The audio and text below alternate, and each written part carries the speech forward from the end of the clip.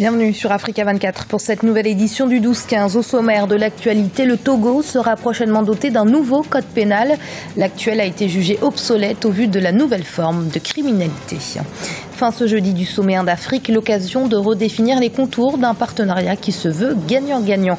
Et focus en fin d'édition sur la plus grande université de République démocratique du Congo, celle de Kinshasa, qui dans les années 50 à 70 faisait partie des universités les plus prestigieuses du continent. Nous verrons pourquoi aujourd'hui ce n'est plus le cas. Les députés togolais s'apprêtent à adopter un nouveau code pénal ce vendredi 30 octobre. Jugé désuet, l'actuel document date de 1980. Il a été décidé de le remplacer en intégrant un certain nombre de modifications. Celles-ci devraient tenir compte des nouvelles formes d'infraction et de criminalité, notamment en ce qui concerne les éventuels actes de torture. Deo Gracias Podo. Les parlementaires togolais devraient adopter au plus tard vendredi 30 octobre 2015 un nouveau code pénal. Plus de 1200 nouveaux articles ont été ajoutés aux dispositions spéciales de ce projet de loi qui a été étudié durant près de 4 mois par une commission spéciale du Parlement. Selon les analystes, l'actuel code pénal contient de nombreuses carences relatives à l'absence de définition de certaines infractions. Les attentes par rapport à ce nouveau code, c'est que toutes les questions de torture qui ont circulé au Togo aujourd'hui, tout l'enjeu pour nous en tant que défenseurs de l'homme, c'est que cette disposition qui criminalise la torture soit prise en compte vraiment dans le nouveau code pénal. Il y a d'autres actions. Aujourd'hui, la criminalité est grandissante dans le pays et il faut quand même avoir des dispositions claires pour pouvoir punir certains actes de criminalité dans le pays. Ce sont les enjeux aujourd'hui de ce code et ce sont les attentes des défenseurs de l'homme que nous sommes et nous suivons cela de près. Le Togo est signataire de nombreuses conventions internationales, notamment en ce qui concerne la garantie et la protection des droits humains. Pour les acteurs intervenant dans ce domaine, les objectifs principaux seront par exemple de disposer de peines alternatives pour les délits mineurs afin de permettre de désengorger les prisons du pays, de prévoir des dispositions précises contre la cybercriminalité, les crimes économiques, environnementaux et surtout de criminaliser les actes de torture. Au niveau du comité contre la torture des Nations Unies, on avait déjà demandé à l'État togolais d'adopter, de réviser ce code-là. Ils avaient dit qu'ils allaient le faire dans l'immédiat. L'immédiat, on est 3 ans plus tard. Nous disons, on ne va pas adopter le nouveau code pénal encore 2 ans avant d'avoir le code de procédure pénale. Juste après l'adoption de ce code pénal-là, il y a le code de procédure en même temps pour que nous puissions quand même avoir des dispositions pratiques qui les gens peuvent commettre des actes de torture, mais qui ne peuvent pas être punis parce qu'il n'y a pas de dispositions pénales. C'est vraiment difficile dans un pays comme le Togo. En mars 2014, le gouvernement togolais avait adopté ce projet de loi destiné à renforcer la cohérence du droit pénal et à moderniser le texte actuel vieux de 35 ans. Les attentes des défenseurs des droits de l'homme et d'autres acteurs de la société civile togolaise sont nombreuses. Une fois le code pénal validé, l'autre enjeu sera celui du document de procédure pénale, une étape également très attendue. Rwanda, depuis ce mercredi, les députés travaillent sur le projet de réforme de constitution puisque, rappelons-le, le Parlement dit avoir reçu des pétitions de la part de millions de Rwandais favorables à cette réforme qui permettrait au président Paul Kagame de briguer un 3e mandat. Ce 25 octobre, ils ont été nombreux à aller voter à travers le continent, au Congo pour le référendum, en Côte d'Ivoire pour l'élection présidentielle, également en Tanzanie pour des élections générales. Les Tanzaniens sont depuis en attente des résultats définitifs et bien que les observateurs aient salué le bon déroulement des scrutins, l'opposition dénonce des fraudes. Deo Gracias Podo. Quelques 23 millions d'électeurs étaient appelés aux urnes le 25 octobre pour des élections générales en Tanzanie. Mais en attendant les résultats définitifs de ces scrutins présidentiels, législatifs et locaux, 9 ministres, secrétaires d'État ou autres responsables du CCM partis au pouvoir ont déjà perdu leur siège au Parlement au profit de l'opposition qui pourtant dénonce des fraudes. De l'avis des observateurs internationaux, les élections se sont déroulées globalement dans le calme. La mission de l'Union africaine note que le 25 octobre 2015, les élections générales se sont déroulées en conformité avec les lois de la République unie de Tanzanie, de l'Union africaine, de la Communauté des États de l'Afrique de l'Est et également d'autres instruments internationaux.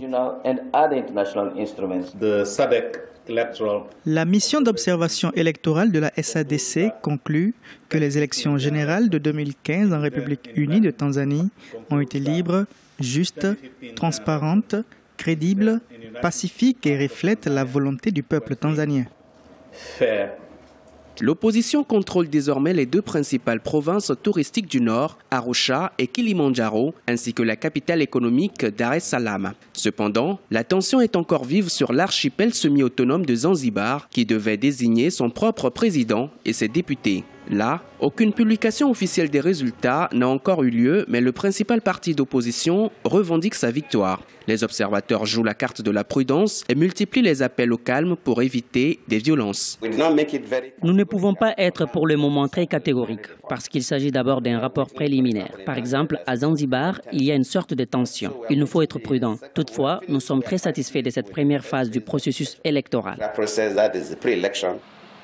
Selon les résultats provisoires annoncés mardi 27 octobre par la Commission électorale nationale et après un décompte portant sur 133 des 264 circonscriptions, John Magufuli du parti Shamasha Mapinduzi au pouvoir est crédité de 56,51% des suffrages exprimés. Il devance provisoirement son principal adversaire, Edouard Lowassa, qui lui obtient 41,67% des suffrages. Les résultats définitifs devraient être publiés ce jeudi 29 octobre 2015.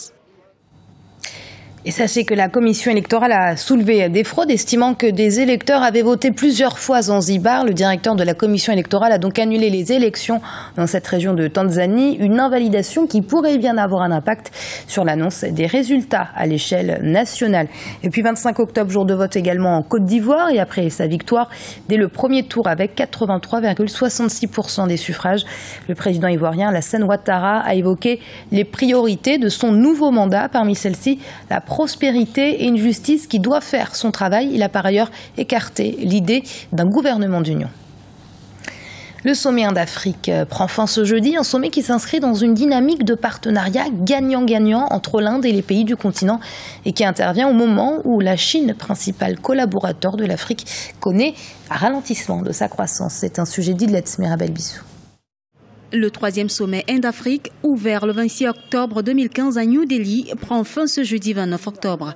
Une quarantaine de chefs d'État et de gouvernement se sont réunis en Inde pour échanger sur les perspectives économiques et politiques entre l'Afrique et le géant asiatique. Même si les relations entre les deux entités ont longtemps été essentiellement diplomatiques, depuis 2000, elles ont été tirées par le secteur privé indien qui connaît depuis une forte croissance en matières premières et en hydrocarbures. C'est l'occasion pour les Africains d'arrêter de se tourner vers l'Amérique, l'Europe et après la Chine, ce sera l'occasion de se tourner vers l'Inde. Chercher à savoir ce que ces gens peuvent offrir, quels sont les avantages pour nous et en profiter au maximum. Le volume des échanges entre l'Afrique et l'Inde est estimé à 43 200 milliards de francs CFA en 2015, avec 1,25 milliard d'habitants chacun. L'Inde et l'Afrique représentent le tiers de l'humanité. En plus, les deux ont une population jeune et des ressources naturelles importantes. Autant de points communs qui contribuent à faciliter les échanges sur le développement durable. Sur certains plans comme la démographie, la pauvreté ou encore les différentes affections, l'Inde et l'Afrique ont des similitudes. Mais la différence, c'est que les Indiens ne croisent pas les bras. Ils ont du savoir-faire et de la technologie. Nous devons donc aller à leur école. Dans le sillage des deux derniers sommets, l'Inde a accordé à l'Afrique un crédit de 1,2 million de dollars pour la formation de 25 000 Africains. La diaspora indienne en Afrique est estimée à 2,7 millions de personnes. L'Afrique, considérée comme un pôle d'avenir, est un marché convoité par des entreprises indiennes, notamment dans le secteur des services, dans les industries pharmaceutiques et automobiles. Et sachez qu'à l'occasion de ce forum économique, le Premier ministre indien Narendra Modi a annoncé que son pays accorderait 500 millions d'euros d'aide à l'Afrique dans les 5 prochaines années. Il a par ailleurs promis des bourses pour l'accueil dans les universités indiennes de 50 000 étudiants africains. Et l'université de Kinshasa est la plus ancienne et plus grande de toutes les universités de la République démocratique du Congo. Elle a été créée en 1952 pour recevoir 4 700 étudiants. Elle en compte aujourd'hui plus de 25 000. Considérée comme l'une des plus prestigieuses dans les années 50 à 70, elle ne figure plus parmi les 150 meilleures institutions universitaires du continent africain. Les raisons avec ce reportage de notre correspondant Jacques Amboka. Jadis appelée Université Lovanium, l'université de Kinshasa est la plus ancienne de la République démocratique du Congo. Créée en 1954 pour accueillir 5 000 étudiants, l'UNIKIN en compte en séjour environ 26 000. un effectif qui ne permet plus aux étudiants de suivre les cours dans de bonnes conditions. L'université de Kinshasa a été construite pour une capacité de 5000 étudiants et nous avons connu beaucoup, disons, des situations de guerre dans notre pays et ceux qui étaient à l'intérieur, ils sont venus à la capitale pour suivre leurs études. C'est ainsi que la capacité de 5000, nous avons la massification des étudiants dans nos auditoires, n'est-ce pas?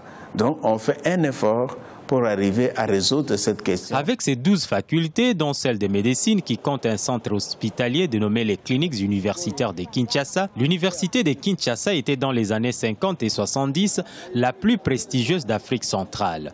Plus de 60 ans après sa création, l'UNIKIN ne se retrouve pas sur la liste des 150 meilleures universités africaines. Nous sommes un pays post-conflit et que nous avons beaucoup de choses à relever et je pense que c'est un domaine important que nous devons revoir notre système d'éducation. On va faire les états généraux de l'enseignement pour qu'on reprenne cette excellence bien avant et que je pense d'ici 2030, vous allez parler de l'université de Kinshasa. Avec 890 professeurs, 1200 chefs de travaux et assistants, 2000 personnels administratifs, l'UNIKIN reste la plus grande institution universitaire du pays.